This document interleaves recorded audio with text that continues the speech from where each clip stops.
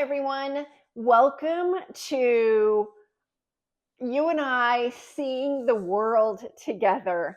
I'm Leslie, and I'm on Royal Caribbean's Ultimate World Cruise. We have been on board for 7 months and 6 days, and it has been absolutely incredible. We have seen and done so many things I would have never thought I would have done and been to. And yeah, I'm just so grateful for the whole journey. And we've still got 2 months to go. So I owe you an apology because I had promised in the last video that our next stop was going to be in Agadir, Morocco. We're actually in Lisbon, Portugal today after a much needed sea day because we did dock in Agadir. I have a couple of pictures. We got on the shuttle because our day plan was to go to the Souk El Had market in Agadir. It's a huge market. They have 6,000 stalls. It's incredible. And I was excited to see it. We get on the bus takes us to the city center, and he goes to let us off, and the bus driver says, just so you know, the souk is closed on Mondays. We're in Agadir on Monday. So we had a choice at that point to, kind of on a makeshift fly, figure out what we were going to do, which we could have done, or just take the shuttle back to the cruise ship. And we opted on taking the shuttle back to the cruise ship, and we actually gained an extra sea day, which I know sounds kind of funny because you would think that, you're in Morocco and this is the only time we're going to be in Agadir, we need to see it. But we had been going for 16 days nonstop. Every day we were in a different port for 16 days.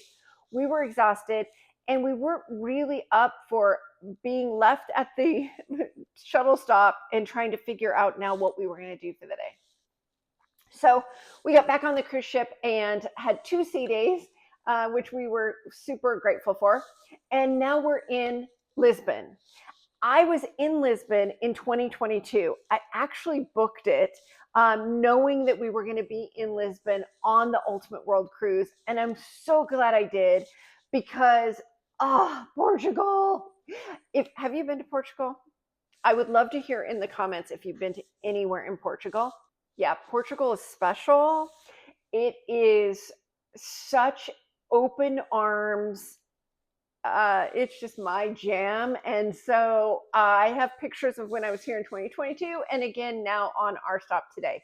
So Lisbon is filled. We have a full day. So without spending an extra single second, we need to get moving because we've got a lot of ground to cover.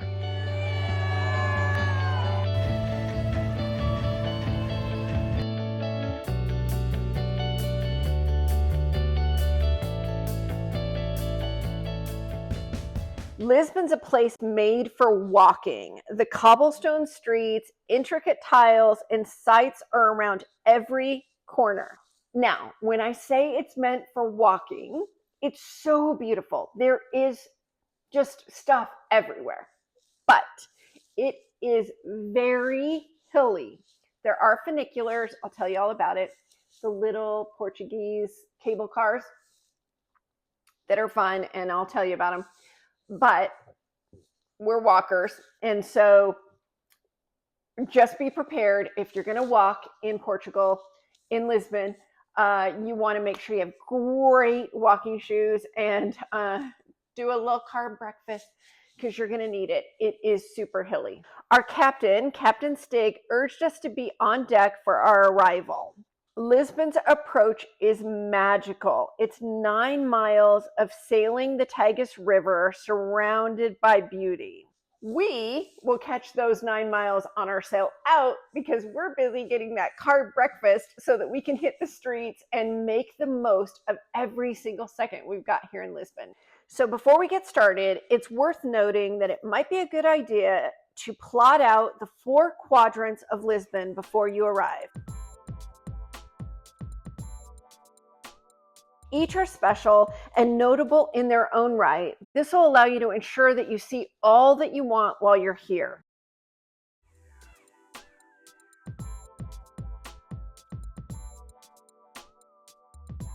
Our first stop here in Lisbon is the Church of São Vicente de Fora, one of Lisbon's hidden gems.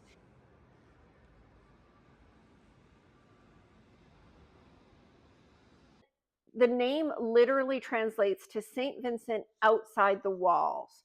The church was built in 1582 and is dedicated to St. Vincent, the patron saint of Lisbon.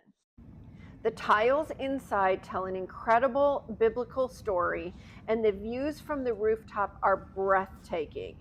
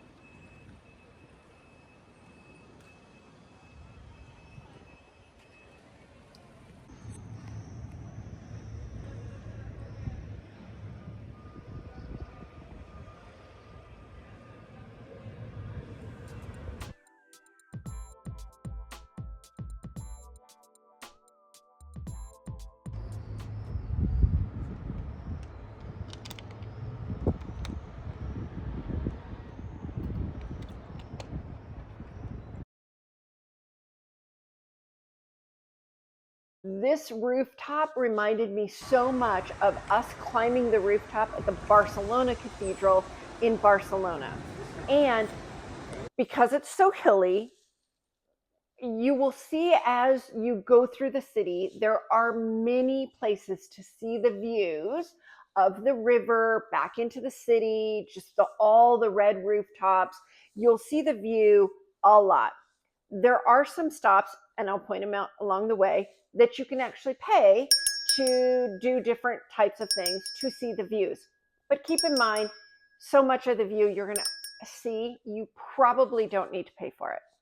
I will pay for any view, but just, yeah, note to self, here in Lisbon, if you're going to sightsee, you're going to see the view.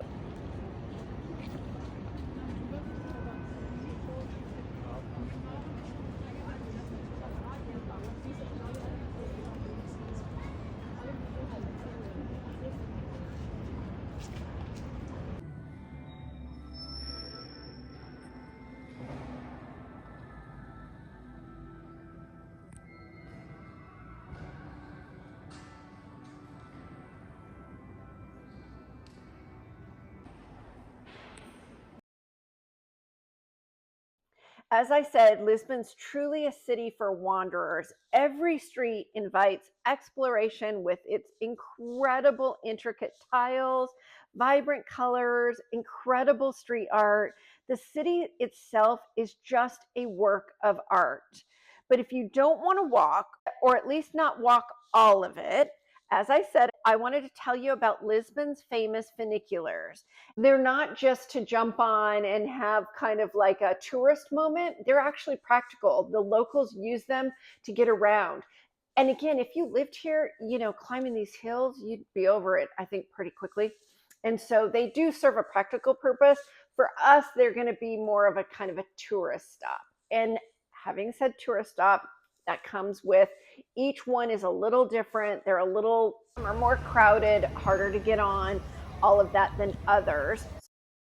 You can buy a ticket at the kiosks. You'll see them at the funicular stopping point, or you can use your Lisboa card for unlimited rides. 3 of the most popular funiculars in Lisbon are the Elevator de Bica, the Gloria, and the Lavra. You're going to load in the front and exit in the rear. Just swipe your card on the reader when you enter. You want to be sure to watch for pickpockets on the funiculars. The number 28 tram will give you an entire tour of the city, but you'll wait for the tram as it's very busy and then it gets super full. Try to travel off-peak before 9 a.m. or after 7 p.m. if you can. You want to avoid the Maritime Muniz stop to have a chance of getting on without a gajillion people. It's another stunning site, though lesser known, which is right up my alley. It's a peaceful retreat in this incredibly bustling city, and its quiet charm is worth the visit.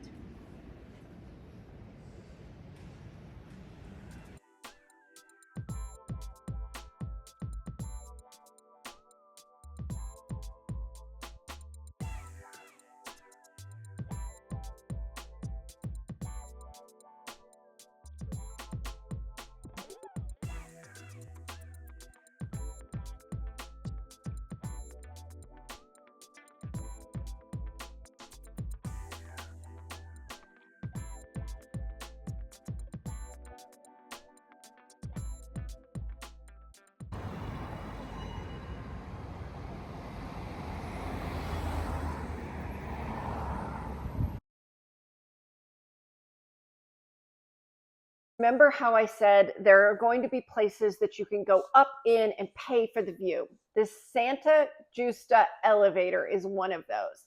Now, the elevator itself might be kind of cool to go up, but I think that most of the purpose of it is to get the view. I've been in Lisbon twice now and I've not done it. The lines are really long and we've seen so much of the view, we just didn't need to do it. Seeing it from the outside is cool. It's literally right in the center of the city. And so, yeah, in my opinion, I would skip it and see the view in every other way. And remember, you can take the funicular, the 28, around and get a beautiful view of the entire city.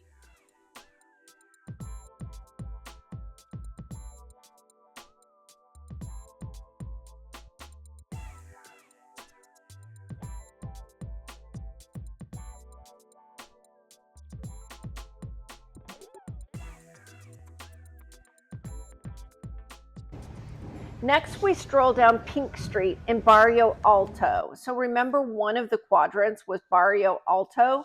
It's famous for its vibrant color and nightlife. And on our way to the Time Out Market, we have to walk down Pink Street. I visited this spot in 2022, and it's just as lively today. It and the Time Out Market. The Time Out Market, if you're in Lisbon, put it at the top of your list of where to eat. It has individual bays of restaurant vendors, every type of food you can imagine. The community of it, there's just huge long tables. Everybody's so kind and welcoming. It's constantly moving. You can get alcohol. When we were here in 2022, Portugal was playing in the World Cup, and it was just so cool. The Time Out Market is a great place to relax and recharge. From here, you can also see Christ the King statue, inspired by Rio de Janeiro's Christ the Redeemer. It was built in 1959 as a thank you from Portugal being spared during World War II. It was really kind of cool to see because we spent New Year's Eve in Rio de Janeiro, and on December 31st, we had an excursion to Christ the Redeemer. So it was just kind of a full circle moment there too.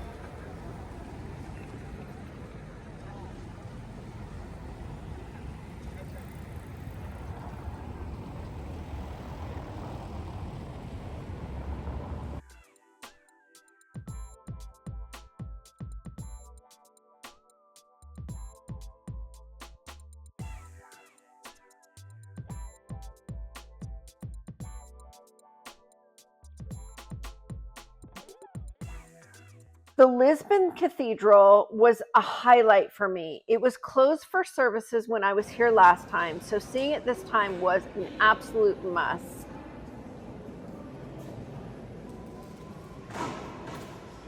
The Lisbon Cathedral was built in 1147, and it's the city's oldest church and has survived countless earthquakes.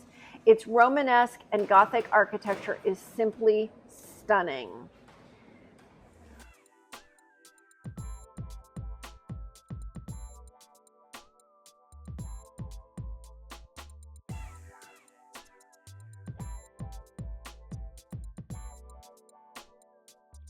Now we've done the Lisbon Cathedral, the Basilica di São Pedro, and we did the Church of São Vicente de Fora. So Roy's a little churched out at this point, and so we got to make sure that we go to the fort.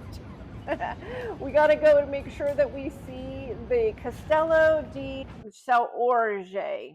We made our way to the castle, perched high above the city. The medieval castle offers some of the best views in Lisbon. Now, this is one I would pay for the views, because not only are you getting the views, but you get to explore all of this castle. And there's a special little creature here that was super cool. Originally a Moorish fort, it became a royal residence after the Christian conquest. And let's not forget the resident little creature I referred to, these beautiful peacocks. They add a bit of flair to this historic site, and there are tons of them. This site is definitely worth going to. It's €15 to get in, and it was worth every single cent.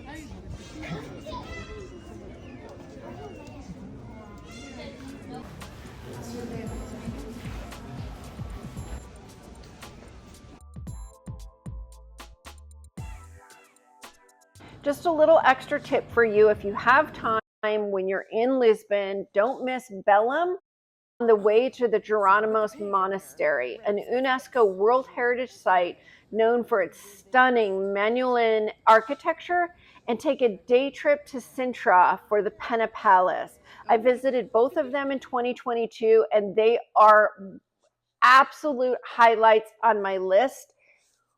One thing that we've learned on the Ultimate World Cruise is you definitely have to pick and choose what you're going to do and what you're going to see, because you can't fit it all in, although you want to. Most of our ports were only in for the day. We try to maximize as much as we can, plotting out kind of what we're going to see and, just being prepared, but you can't see everything. And if you're going to come to Portugal, definitely spend multiple days in Lisbon. When we were here, we spent 4 days in Lisbon. 3 would have been plenty. But if you do spend multiple days, you want to be sure to go towards Belém. There's an incredible monument on the water, and then see the Geronimos Monastery. It was just, and then doing a day trip on the train to Sintra was also really special. The palace there is like nothing you've ever seen. It looks like it's from a storybook. It's just really, really cool. So put those on your list if you're going to come to this area. Highly recommend them.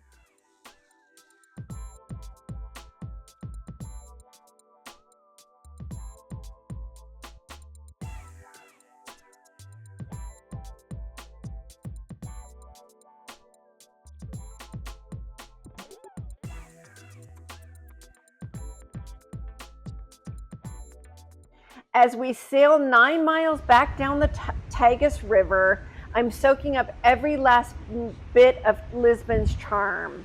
This is the 9 miles that our captain warned us about to be on deck for when we sailed in this morning, and I wasn't going to miss it when we left tonight.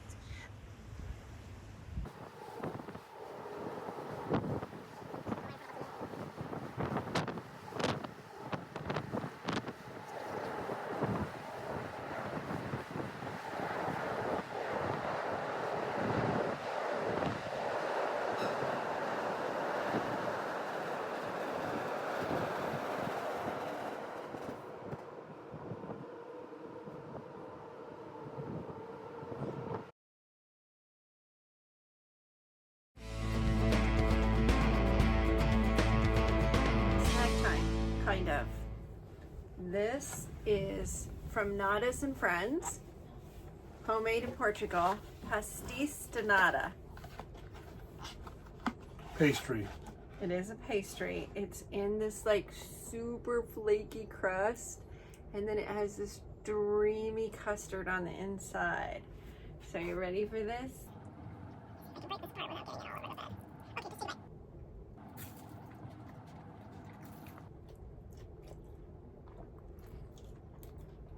A custard pastry. And Very what good. do you think? Very good. Where do you have a second bite? Where do we bite? Oh my gosh, I almost took my finger. Yeah, very good. It's kind of vanilla-y. It's a pudding. Creamy. It's pudding custard on the inside. With super flaky crust, and it's like kind of caramelized on the top. It's delicious. When you're in Portugal, you have to have very good. pastis Very good. de nata. Very good. Leaving Lisbon is so difficult, but it eases a bit because the next stop we have is right around the corner in Porto. And when we were here in Lisbon, we stayed 4 days. The reason why I said 3 would be plenty is we had wished that we spent more time in Porto. We adored Porto, everything about it. So I cannot wait for us to get to Porto. I cannot wait to share it with you. And it's so, so special. Everything about Portugal is just special. Loved it, loved it, loved it. So I wonder what you thought. I wonder what you thought of Lisbon. If you've been to Lisbon, just your thoughts on the video today. I would love to hear it in the comments below. Please share them. I so appreciate them. If you enjoyed the video today, give me a thumbs up. It's super helpful for me to get found in the crazy algorithm of YouTube. So thank you. Thank you for any kind of support you can provide for me. And as always, don't forget to subscribe. You want to be sure to be notified of when we sail around the corner to get to Porto, because this is a stop you're not going to want to miss. So as they say in Portuguese, obrigado, which means thank you. And until we get to Porto, bye for now.